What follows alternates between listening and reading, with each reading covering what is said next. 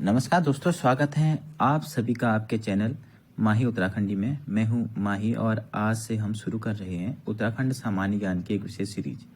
अगर आप भी आगामी परीक्षाओं की तैयारी कर रहे हैं और देवभूमि के इतिहास, भूगोल और संस्कृति को गहराई से समझना चाहते हैं तो यह चैनल आपके लिए है।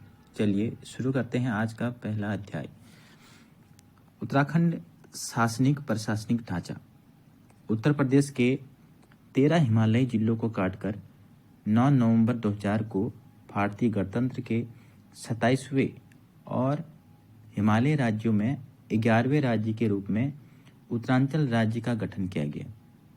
ध्यातव्य है कि 1 जनवरी 2007 से इसका नाम उत्तराखंड कर दिया गया। गठनोपरांत सन 2001 में प्रदेश सरकार द्वारा राज्य के लिए जिन प्रतीक चिन्हों का निर्धारण किया गया उनका संक्षिप्त वर्णन अधोलिखित है।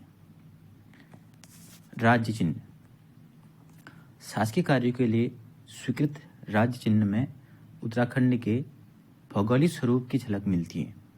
इस चिन्ह में एक गोलाकार मुद्रा में 3 पर्वत चोटियों की श्रृंखला और उसके नीचे गंगा की 4 लहरों को दर्शाया गया है।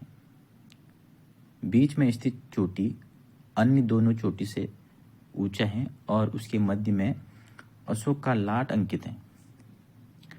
अशोक के लाट के नीचे मुंडकोपनिषद से लिया गया वाक्य सत्यमेव जयते लिखा गया। आप पढ़ते हैं राज्य पुष्प के बारे में। मध्य हिमालयी क्षेत्र में 4800 से 6000 मीटर की ऊंचाई पर पाए जाने वाले पुष्प ब्रह्म कमल को उत्तराखंड सरकार ने राज्य पुष्प घोषित किया है। यह एस्टेरसी कुल का पौधा है। इसका वैज्ञानिक नाम सुसूरिया अबवलेटा है। उत्तराखंड में इसकी कुल 24 और पूरे विश्व में 210 प्रजातियां पाई जाती हैं। सुसूरिया ग्रामिनिफोलिया फेन कमल, सुसूरिया लप्पा, सुसूरिया सिमेसोनिया तथा सुसूरिया ग्रासोफिबेरा यानी कि कस्तूरा कमल उत्तराखंड में पाई जाने वाली इसकी प्रमुख प्रजातियां हैं। ब्रह्म कमल, फेन कमल तथा कस्तूरा कमल के पुष्प बैंगनी रंग के होते हैं। उत्तराखंड के फूलों की घाटी, केदारनाथ, शिवलिंग बेस, पिंडारी ग्लेशियर आदि क्षेत्रों में यह पुष्प बहुतायत में पाया जाता है। स्थानीय भाषा में इसे कौल पदम कहा जाता है। इस पुष्प का उल्लेख वेदों में भी मिलता है। महाभारत के वन पर्व में सौगंधिक पुष्प कहा गया है। पौराणिक मान्यता के अनुसार इस पुष्प को केदारनाथ स्थित भगवान शिव को अर्पित करने के बाद विशेष प्रसाद के रूप में बांटा जाता है। ब्रह्म कमल के पौधे की ऊंचाई 17 से 80 सेंटीमीटर होती है। इसमें जुलाई से सितंबर तक 3 माह तक फूल खिलते हैं।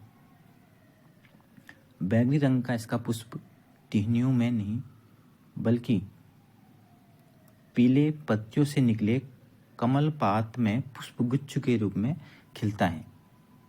जिस समय इसके फूल खिलते हैं उस समय वहां का पूरा वातावरण सुगंध से भर जाता है। अब पढ़ते हैं हम राज्य पक्षी के। हिमालय के मयूर के नाम से प्रसिद्ध मोनाल को राज्य पक्षी घोषित किया गया है। यह पक्षी लगभग संपूर्ण हिमालय क्षेत्र में 2500 से 5000 मीटर की ऊंचाई वाले घने जंगलों में पाए जाते हैं। मोनाल तथा डफिया एक ही प्रजाति के पक्षी हैं, लेकिन मोनाल मादा पक्षी हैं और डफिया नर पक्षी हैं। ध्यातव्य है कि हिमाचल प्रदेश का राज्य पक्षी और नेपाल का राष्ट्रीय पक्षी भी मोनाल ही है। मोनाल का वैज्ञानिक नाम क्या है? लोफोफोरस इम्पेजेनस। एपेलेस स्केलेटरी, ल्यूरी तथा ल्यूफोफोरेंस आदि इसकी 4 मुख्य प्रजातियां हैं। उत्तराखंड, कश्मीर, असम तथा नेपाल में स्थानीय भाषा में इस पक्षी को मन्याल या मुनाल के नाम से जाना जाता है। नीले, काले, हरे आदि रंगों के मिश्रण वाले इस पक्षी की पूंछ कैसी होती है? हरी होती है। मोर की तरह इसके नर के सिर पर रंगीन कलगी होती है। यह पक्षी अपना घोंसला नहीं बनाती, अपितु किसी चट्टान या पेड़ के छिद्र में अंडे देती है। वनस्पति, कीड़े मकोड़े, आलू आदि मुनाल के प्रिय भोजन है। इनमें भी आलू विशेष प्रिय है। आलू की फसल को यह बहुत नुकसान पहुंचाती है। मांस और खाल के लिए मुनाल का शिकार अधिक होता है, जिससे इनकी संख्या दिनों दिन घट रही है। दातव्य है कि हिमालयन मुनाल को IUCN की लाल सूची, लाल श्रेणी में शामिल किया गया है। चलो आप पढ़ते हैं राज्य पशु के बारे में। उत्तराखंड सरकार ने वनाच्छादित हिमशिखरों पर 3600 से 4400 मीटर की ऊंचाई के मध्य पाए जाने वाले कस्तूरी मृग को राज्य पशु घोषित किया गया है। अवैध शिकार के कारण विलुप्त होने के कगार पर पहुंच रहे इस प्रजाति के मृग राज्य के केदारनाथ, फूलों की घाटी, उत्तरकाशी, पिथौरागढ़ जनपद के 2 से 5000 मीटर की ऊंचाई पर स्थित जंगलों में पाए जाते हैं। यहाँ इस मृग की 4 प्रजातियां पाई जाती हैं। यहाँ इसकी कितनी प्रजातियां पाई जाती हैं? 4 प्रजाति। ध्यातव्य है कि कस्तूरी मृग उत्तराखंड के अलावा कश्मीर, हिमाचल प्रदेश तथा सिक्किम आदि राज्यों में भी पाए जाते हैं। इस मृग का वैज्ञानिक नाम मास्कस कैसोगास्टर है। इसे हिमालयन मस्क डियर के नाम से भी जाना जाता है। इस मृग का रंग भूरा होता है, जिस पर काली पीले धब्बे पाए जाते हैं। इसके एक पैर में 4 खुर होते हैं। नर मृग की पूंछ छोटी और बाल रहित होती है। इनकी ऊंचाई लगभग 20 इंच और वजन 10 से 20 किलो होती है। इनकी घ्राण और श्रवण शक्ति बहुत तेज होती है। आत्मरक्षा के लिए इनमें सींग के बजाय 2 बड़े बड़े दांत पाए जाते हैं, जो बाहर की और निकले होते हैं। इसकी औसत आयु कितनी होती है? 20 वर्ष।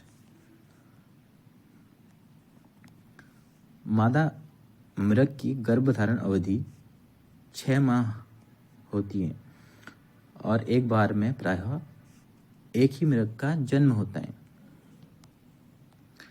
कस्तूरी केवल नर मृग में पाया जाता है, जिसका निर्माण 1 वर्ष से अधिक आयु के मृग के जननांग के समीप स्थित ग्रंथि से स्रावित द्रव के नाभि के पास एक गांठीनुमा थैली में एकत्र होने से होता है।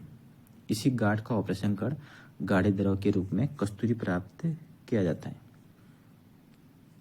एक मृग में एक बार में सामान्यतः 30 से 45 ग्राम तक कस्तूरी प्राप्त की जाती है और इससे 3-3 वर्ष के अंतराल पर कस्तूरी प्राप्त की जाती है।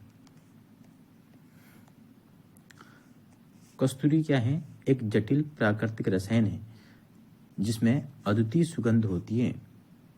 इसका उपयोग सुगंधित सामग्रियों के अलावा दमा, निमोनिया, हृदय रोग, टाइफाइड, मिर्गी, ब्रोंकाइटिस आदि रोगों के निदान हेतु औषधि निर्माण में किया जाता है।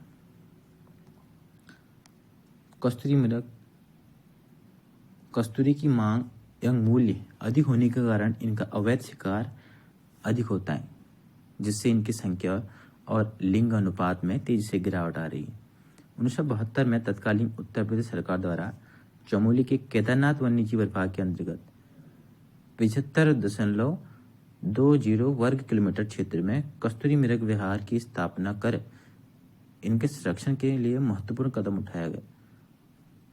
1970 में महरोड़ी कस्तूरी मृग अनुसंधान केंद्र की स्थापना की गई थी।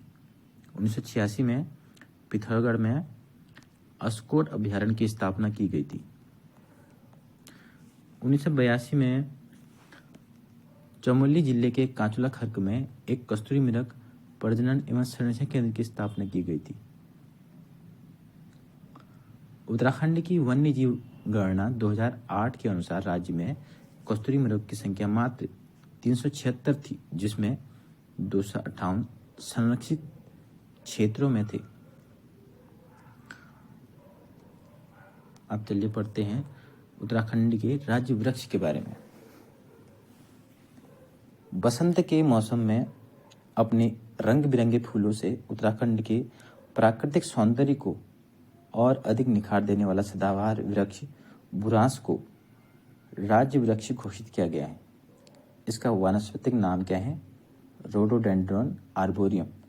यह विशुद्ध रूप से एक पर्वतीय वृक्ष है जिससे मैदान में नहीं उगाया जा सकता। 1500 से 4000 की मीटर की ऊंचाई तक मिलने वाले बुरांस के फूलों का रंग चटक लाल होता है। इसके ऊपर बढ़ने पर फूलों का रंग क्रमशः गहरा लाल, हल्का लाल मिलता है। 11000 फुट की ऊंचाई पर सफेद रंग के बुरांस पाए जाते हैं। बुरांस का फूल मकर संक्रांति के बाद गर्मी बढ़ने के साथ साथ धीरे धीरे खिलना शुरू होता है और बैसाखी तक यह पूरा खिल जाता है। इसके बाद गर्मी के बढ़ जाने के कारण इसके फूल सूखकर क्या हो जाते हैं? गिर जाते हैं। औषधि गुणों से युक्त बुरांस के फूलों का जूस हृदय रोग के लिए बहुत लाभकारी है। इसके फूलों से रंग भी बनाया जाता है।